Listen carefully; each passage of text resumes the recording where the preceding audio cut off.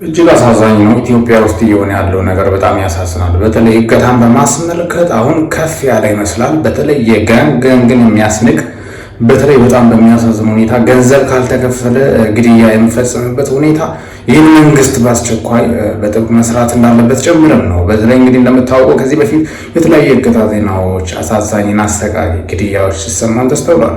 ዛሬ እንግዲህ እጅግ አሳዛኝና ልብ ሰባሪ የኢትዮጵያን በመወከል በቁንጅና የተወዳደረችው የሩት ይርጋለም እህት በአሰቃቂ ሁኔታ ማለትም ነው በአጋጆች እጅ ህይወቷ ማለፉ በርካቶችን ያስደነገጠና እጅግ ልብ የሰበረ ክስተት ሆኗል።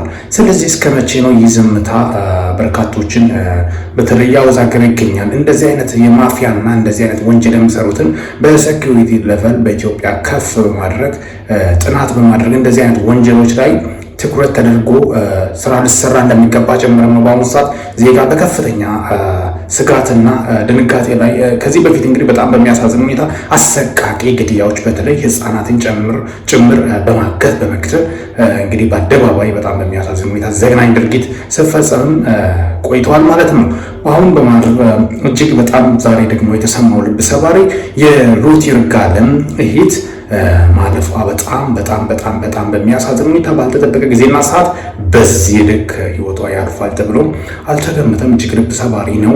በጣም ይህ መንግስት በተለይ ትኩረት ሰጥቶ ልሰራ እንደሚገባ ጭምር ነው በርካቶቹ ሀሳባቸውን እያጋሩ ያሉት። እጅግ ልብ ሰባሪ ነው። ወንጀለኞቹ ታድነው መያዝ እንዳለባቸው ጭምርም ይህን ዘግናኝ ድርጊት የፈጸሙት አካላት በህግ ሊጠየቁ እንደሚገባ ጭምር በርካቶቹም ሀሳቡና አስተያየታቸውን እያንጸባረቁ ይገኛሉ። ለቤተሰቦቻቸው እንግዲህ በአሁኑ ሰዓት ምን ያህል ከባድ ጊዜን እያሳለፉ እንደሆነ ይታወቃል። እንግዲህ በጣም አሳዛኝና ልብ ሰባሪ ነው።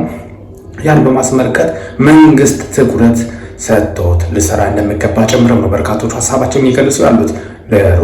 ለሩት ይርጋለም ቤተሰቦቿና ወዳጅ ዘመዶቿ መጽናናትን እንመኛለን። ከሚዲያችን ሚኪ ታቦር ነኝ። ከሚኪ ታቦር ኢንፎ ቻናል ሰብስክራይብ በማድረግ ወቅታዊ ታማኝ መረጃ ግን ሰላም ቆዩልኝ።